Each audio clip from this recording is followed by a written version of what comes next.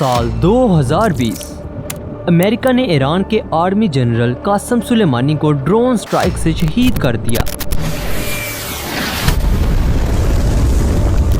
तो ईरान ने जवाब दिया कि इसका इंतकाम जरूर लिया जाएगा और फिर ऐसा ही हुआ। इस हमले के पूरे 5 दिन बाद ईरान ने अमेरिका की सबसे बड़ी ऐन उल असद मिलिट्री बेस पर मिसाइल से हमला किया और इस मिलिट्री बेस को तबाह कर दिया।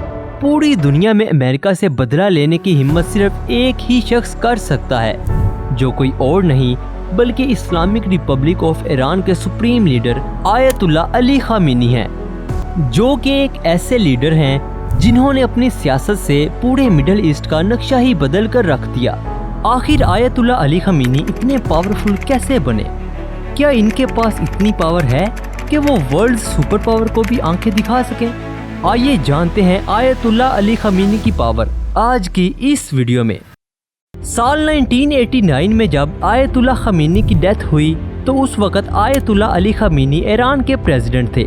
आयतुल्लाह खामेनी की डेथ के बाद इनका नाम सुप्रीम लीडर के लिए नॉमिनेट कर दिया गया, लेकिन ईरान के कॉन्स्टिट्यूशन के मुताबिक ईरान के सुप्रीम लीडर का टॉप लेवल इस्लामिक ज्यूरिस्ट होना जरूरी है और उस वक्त खामेनी इस मुकाम पर नहीं थे।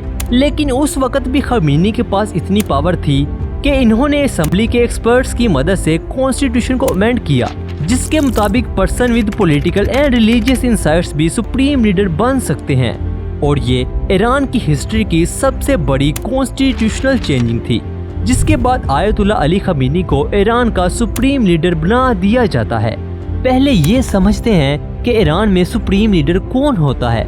साल 1979 में जब आयतुल्लाह रूहुल्लाह खामेनी ने रज़ा शाह पहलवी की बादशाहत का तख्ता उल्टा तो उस वक्त इन्होंने एक निज़ाम बनाया जिसे विलायत फ़कीह यानी guardianship of the Islamic jurist कहा जाता है, जिसके मुताबिक एक एक्सपीरियंस और क्वालिफाइड इस्लामिक लीडर को मुल्क के सबसे ऊपर की पोजीशन पर हर किस्म के इख्तियारात दिए जाएंगे, जो सिर्फ दीन का नहीं बल्कि पॉलिटिक्स का भी गार्डियन होगा। ईरान में सुप्रीम लीडर की पावर इस कदर ज्यादा होती है कि पूरे मुल्क की मिलिट्री का हेड, मुल्क में जुडिशरी को अपॉइंट करना हो या फिर मीडिया में क्या चीज चलनी है और क्या ब्रॉडकास्ट होना है, इसका फैसला भी मुल्क का सुप्रीम लीडर ही करता है। मुल्क की तमाम फॉरेन पॉलिसीज और न्यूक्लियर प्रोग्राम का फाइनल डिसीजन भी वही करता है और हत्ता के मुल्क की इंटेलिजेंस एजेंसियां और सिक्योरिटी एजेंसियां उसके डायरेक्ट कंट्रोल में होती हैं।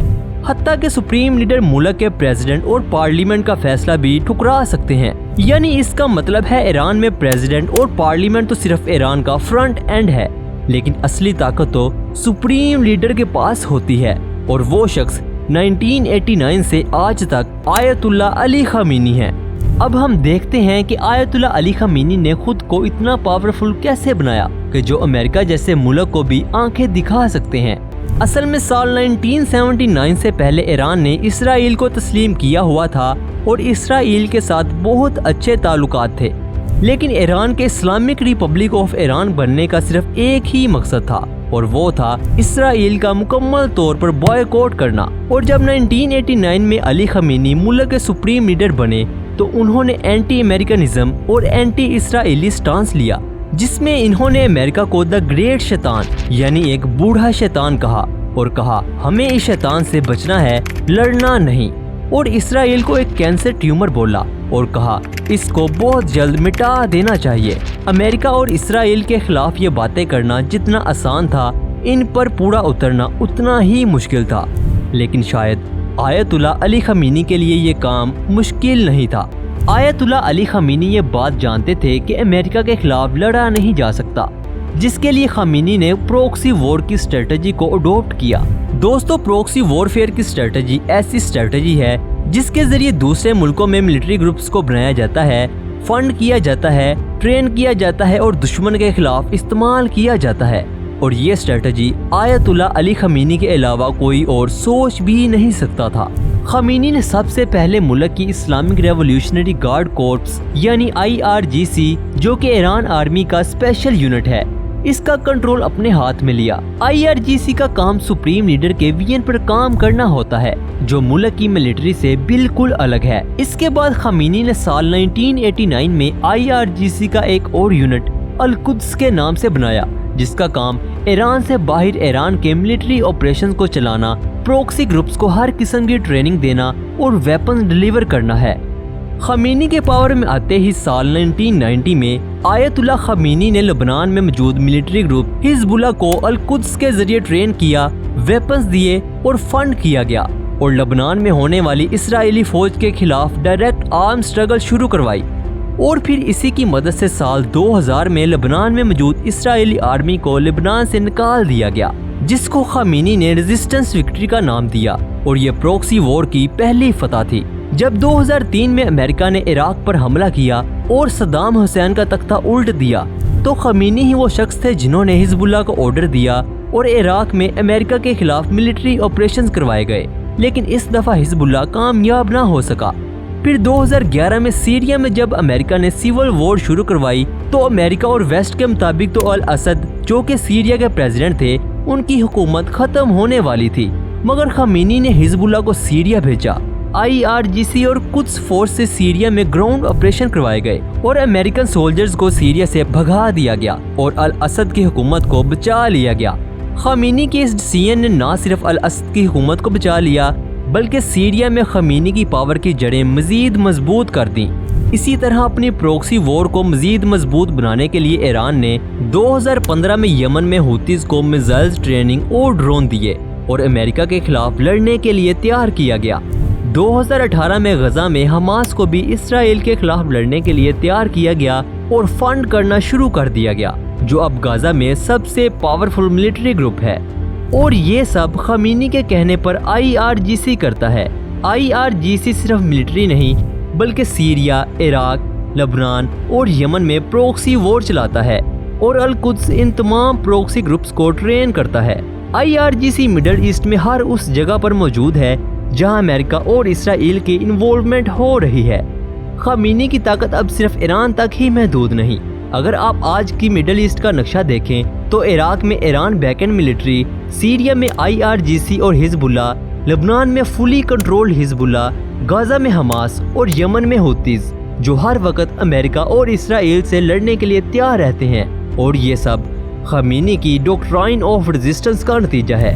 ان سب کو IRGC کنٹرول کرتا ہے، جو امریکہ اور اسرائیل کی مڈل ایسٹ میں ہونے والی چھوٹی سی حرکت کو بھی نوٹ کرتا ہے اور آیت اللہ علی خمینی کو انفارم کرتا ہے۔ IRGC کے جنرل قاسم سلیمانی ہی وہ شخص تھے جو مڈل ایسٹ میں امریکہ اور اسرائیل کے خلاف خمینی کا انویزیبل ہاتھ تھا اور اسرائیل اور امریکہ کے خلاف کیے جانے والے تمام ملٹری آپریشنز کا ماسٹر مائنڈ تھا۔ لیکن جب 2020 میں امریکہ نے قاسم سلیمانی کو ان کے جہاز پر بغداد ایئرپورٹ پر ڈرون سٹرائک کر کے شہید کیا، تو خمینی نے کہا کہ اس کا انتقام ضرور لیا جائے گا، اور پھر ایسا ہی ہوا۔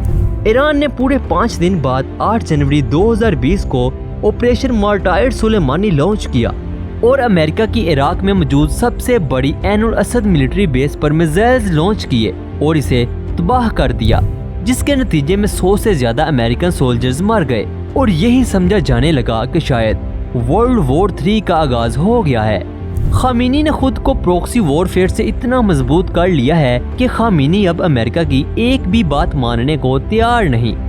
جب 2009 میں امریکہ نے ایران کے بارے میں خبریں پھیلانا شروع کی کہ ایران ایٹم بم بنانے کی کوشش کر رہا ہے، تو خامنئی نے جواب دیا کہ ہمیں ایٹم بم بنانے کے لیے کسی کے اپروول کی ضرورت نہیں۔ اس کے علاوہ خامنئی نے ایران پر لگائی گئی امریکہ کی سینکشنز کے باوجود اپنے تمام نیوکلیئر پروگرام اور یورینیم انکریمنٹ پروگرام کو جاری رکھا، اور امریکہ کی ایک بھی سینکشنز آیت اللہ خامنئی کو روک نہ سکی۔ آیت اللہ علی خامنئی نے امریکہ کے لیے ٹریڈ میں بھی مشکلات پیدا کرنا شروع کر دی ہیں۔ جہاں پوری دنیا پیٹرو ڈالر پر ٹریڈ کر رہی ہے، تو وہاں ہی ایران نے چائنا، رشیا اور انڈیا کے ساتھ پیٹرو یوان میں ٹریڈ کر کے امریکہ کے لیے مزید مشکلات کھڑی کر دی ہیں۔ جب 2010 میں امریکہ نے ایران کے نیوکلیئر پروگرام پر سٹکس نیٹ وائرس سے حملہ کیا، تو خامنئی نے اپنے سائبر پروگرام پر کام کرنا شروع کر دیا اور ایسے ڈیجیٹل سولجرز پیدا کیے جنہوں نے ایران کے سائبر پروگرام کو اس قدر پاورفل بنا دیا، جس کی وجہ سے ایران اب ورلڈز ٹاپ 10 سائبر فورس میں شامل ہے۔ آج دنیا ایران کو نیوکلیئر ڈیل کرنے کے لیے فورس کر رہی ہے کہ ایران اپنا نیوکلیئر پروگرام بند کر دے، لیکن خامنئی نے یہ نیوکلیئر ڈیل کرنے سے صاف انکار کر دیا ہے۔ ایران کا امریکہ کو دا گریٹ شیطان کہنا اور اسرائیل کو ایک کینسر ٹیومر کہنا صرف بولڈ سپیچز ہی نہیں بلکہ یہ ایسی سپیچز ہیں جو ورلڈ میڈیا میں ہیڈ لائنز بن چکی ہیں۔ خمینی کا فیوچر پلان ہے ایران کو ایسی اسٹریٹجک سپر پاور بنانا جو ملٹری، سائبر اور نیوکلیئر ہر لیول پر تیار ہو اور کوئی بھی اس کی طرف آنکھ اٹھا کر نہ دیکھ سکے۔ آیت اللہ علی خمینی ایک ایسے لیڈر ہیں جو کیمرہ کے سامنے کم ہی آتے ہیں مگر ان کا اثر ہر فرنٹ لائن پر محسوس ہوتا ہے۔ ان کا ہر ایک فیصلہ چھپ کر نہیں بلکہ پوری پلاننگ کے ساتھ امریکہ اور اسرائیل کو ایک نیا دھچکا دیتا ہے۔ جب امریکہ سوچتا ہے کہ ایران اکیلا ہے تو خمینی کے ہاتھ میں 2 نہیں 10 ہاتھ ہوتے ہیں، لبنان سے غزہ تک اور عراق سے یمن تک، اور ان سب کا ایک ہی لیڈر ہے اور وہ ہے آیت اللہ علی خمینی۔